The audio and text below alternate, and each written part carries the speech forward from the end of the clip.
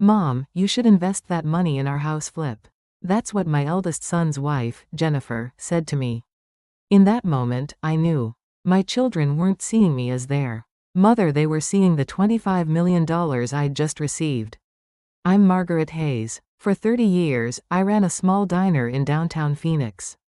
After my husband died in a construction accident when the kids were young, I raised 3 children on my own. I woke up at 4 a.m. every day to prep burgers, make fresh pies, and serve coffee. Never missed a day. When customers said, "Best pancakes in Phoenix, Maggie," that kept me going. My oldest, Robert, works as a regional sales manager. My daughter Sarah teaches at a private school. My youngest, Michael's wife has stage 3 cancer, and he's been struggling. Then the city sent me a letter. Urban renewal project. Your property qualifies for compensation. My little diner sat on land the city wanted for a new convention center. The compensation offer made me dizzy. $25 million. More money than I'd seen in my entire life. My first thought? I can finally help my kids.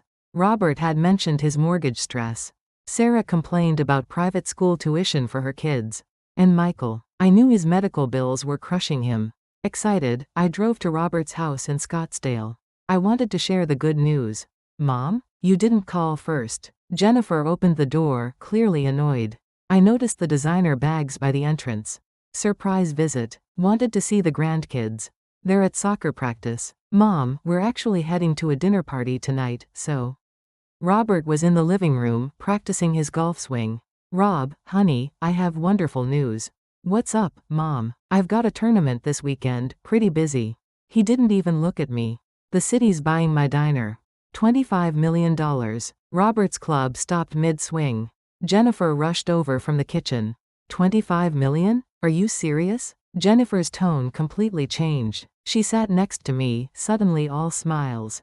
"Mom, that's amazing. So, what's your plan for the money?" "Well, I thought I'd help you kids out." "You need to be careful, Mom. There are so many scams. Why don't you invest in our house flipping business?" Robert's partner found this amazing property in Tempe. Investment. Property. Jennifer's words came faster and faster. "We'll manage everything for you. You just relax." "But Mom needs money to live on, doesn't she?" "Mom, what do you even spend money on?" "We'll take care of everything. Just put it in our LLC. For tax purposes." My heart sank. Put it in their business? Not even my name? "I'll think about it." As I left, Jennifer asked, "You haven't told Sarah yet, right?" "She's terrible with money." A few days later, I visited Sarah. She looked exhausted. "Sarah, honey, you look tired." "I'm fine, Mom. The school might not renew my contract. Enrollment's down." I told her about the money. Her eyes widened. $25 million? Mom, really? "Yes, and I want to help you all." But her face darkened. "How much are you giving Robert?" "I haven't decided yet." "You always favor Robert, Mom." "Always. I'm the daughter, so I get less." "That's how it's always been." "Sarah, that's not." "Whatever. Just tell me now. How much am I getting?" "At least the same as Robert, right?" She grabbed my hand tightly. "Mom, I need 500,000.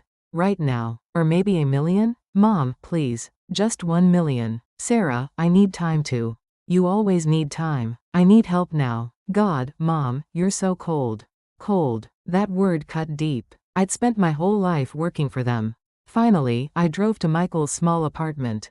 He looked thin. "Mom? What brings you here? Can I come in?" His living room was covered in medical bills and insurance statements. "Where's Amy?" "Chemo appointment." I told him about the money. He just stared. $25 million. "Mom, is this real?" "Yes. I want to help you all." Michael shook his head. "Mom, I'm okay." "How are you okay?" "Amy's treatment alone." "Mom, that money is yours. You earned it." 30 years of 4 a.m. shifts. Tears filled his eyes. "Don't give me anything. Just, please, Mom, be happy. For once in your life, be happy." Michael. I know what Robert and Sarah said. They asked for money, didn't they? He smiled sadly. "I'm the youngest, so I'm used to getting nothing. But Mom, this time. Do what you want. Please." That night, I couldn't sleep. Jennifer's cold calculations. Sarah's resentful tears. Michael's warm hands. By dawn, I decided. I wouldn't buy love with money. I met with an estate planning attorney. I want to protect my assets and ensure my children can't manipulate me later. We set up a revocable living trust. 10 million for my care, managed independently. 5 million for Michael, distributed monthly at $50,000 for his wife's treatment and family stability. Robert and Sarah would each get 3 million, but paid out over 5 years with annual financial reporting requirements.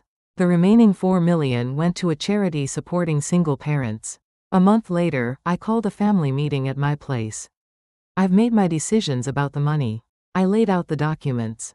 First, 10 million is in a trust for my care.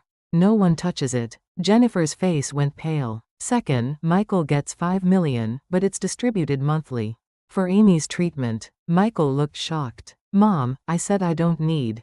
I know what you said. But I need to help her fight this cancer. Third, Robert and Sarah each get 3 million.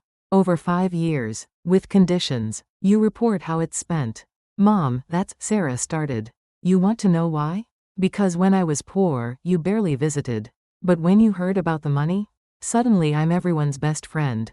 Only Michael said, be happy, Mom. Only Michael put me first.